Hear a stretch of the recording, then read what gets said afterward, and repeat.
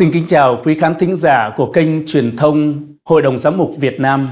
Như quý vị đã biết, ngày 23 tháng 12 vừa qua, Đức Thánh Cha Francisco đã bổ nhiệm Đức Tổng Giám mục Marek Zalewski làm đại diện thường trú tại Việt Nam.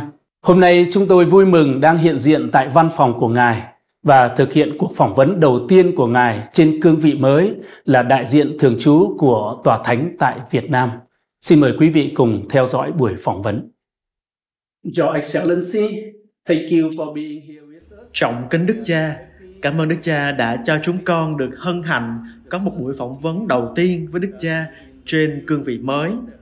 Thưa Đức Cha, vào ngày 23 tháng 12 năm 2023 vừa qua, Đức Thánh Cha đã bổ nhiệm Đức Cha làm đại diện Tòa Thánh thường trú đầu tiên tại Việt Nam. Đức Cha có thể chia sẻ với chúng con cảm nhận của Cha về bổ nhiệm này được không ạ? Your feeling about this appointment. First of all, thank you for this interview, and I would like to greet all Catholic bishops, priests, religious men and women, and all Catholic communities in Vietnam. You asked me about the feeling.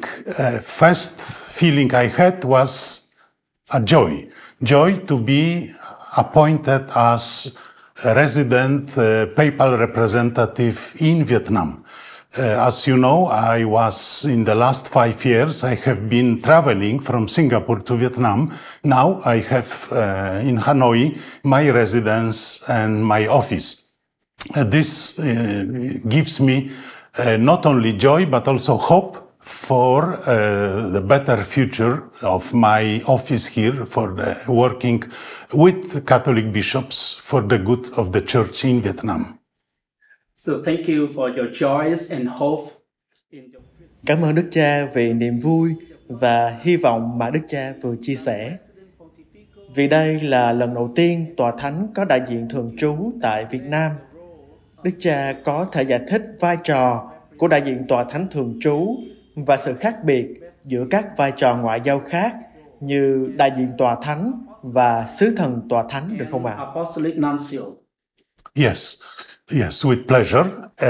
It's relatively easy distinction because the diplomatic world, all ambassadors, consulars, and international law make practically three distinctions concerning the life of the diplomacy. When two countries have full diplomatic relations, we call the envoys ambassadors or apostolic nuncios. If the nuncio is residing in a country, is called resident apostolic nuncio. If is cover only a country from another country, is called not resident apostolic nuncio. In my case, in Vietnam, I am called resident pontifical representative because there is no diplomatic relations between the government of Vietnam and the Holy See. This is the reason I am here not as diplomat without immunities and privileges, but I am my office, permanent office in Hanoi. So practically I work and I am considered as apostolic nuncio. Apostolic delegates instead are the Pope's representatives that can visit any country, anytime, but they don't have resident and they don't have permanent office in that countries. Và câu hỏi thứ ba, con xin được hỏi Đức Cha rằng việc bổ nhiệm của Đức Cha sẽ tác động đến mối quan hệ giữa Việt Nam và Vatican như thế nào, và cả đối với Giáo hội Công giáo tại Việt Nam.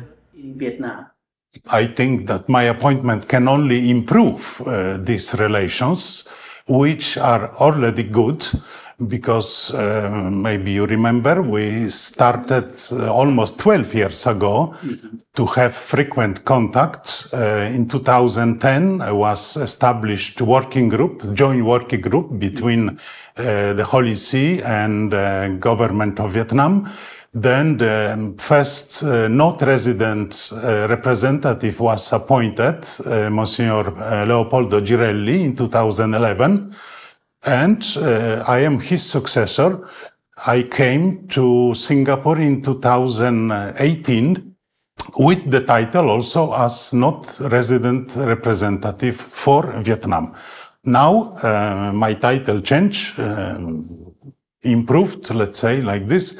I can stay, I can have my office in Hanoi, so the relations will be even stronger, better, and more trustworthy for the church, for the government.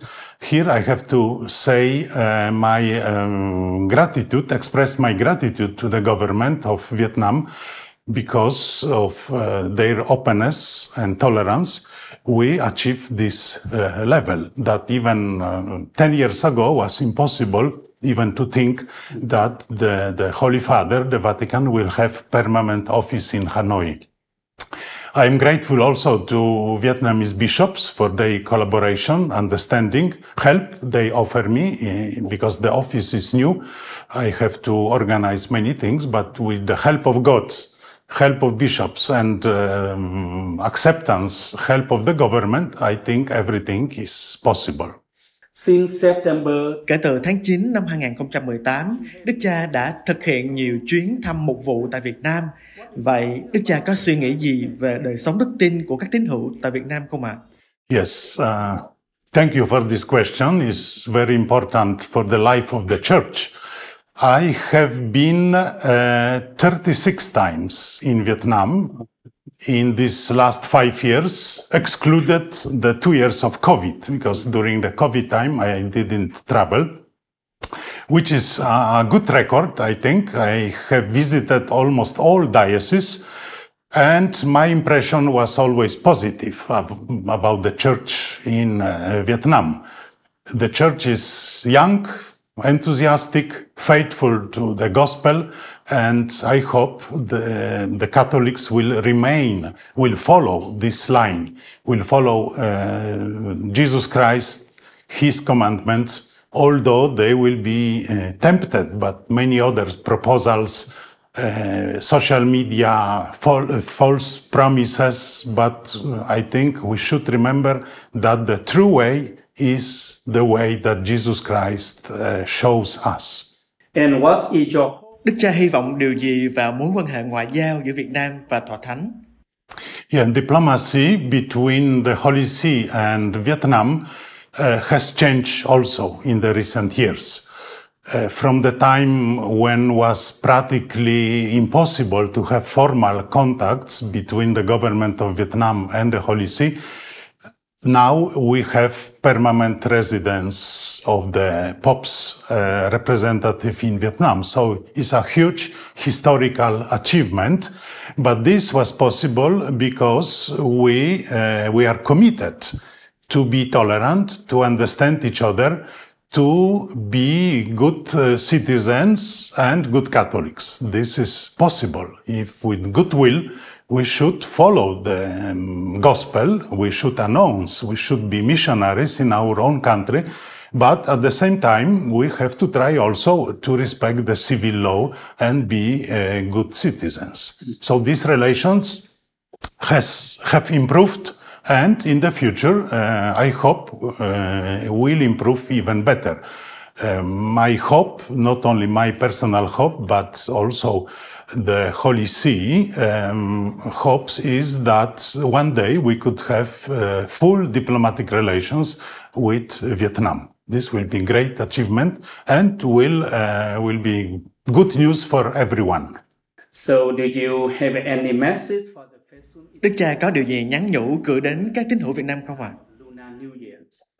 Yes, I have one. First of all, I would like to express my gratitude. I have mentioned at the beginning of this interview that I am very grateful to the government, to the Catholic bishops conference, to all Catholics in Vietnam, because each time you receive me with great joy, satisfaction and respect. I am representing the Holy Father in your country, and really the Catholics here receive me and treat me as was the Pope. So this gives me the great pleasure. My message is simple. try to be good Catholics, faithful to the gospel of Jesus Christ, joyful, because when we are joyful, the people will follow us. And very important that we express our faith in concrete deeds, in charitable job, in respect for the others, not only with words. At the end, I would like to wish to all of you a happy and blessed lunar New Year. To your families, to all Catholic communities, to the Catholic bishops, may Almighty God bless you and bless our country, Vietnam.